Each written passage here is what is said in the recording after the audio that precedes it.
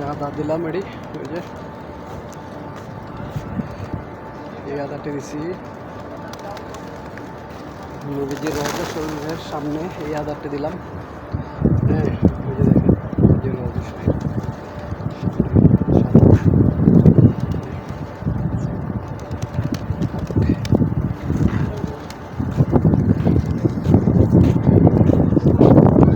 এই যে দেখেন মসজিদের উপরে দেন কবুতর কীভাবে জমছে।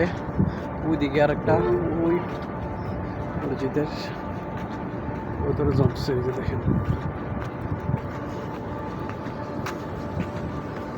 দেখছেন, এই যে দেখেন কবুতর কই উঠছে দেখছেন, কবুতরটা আদা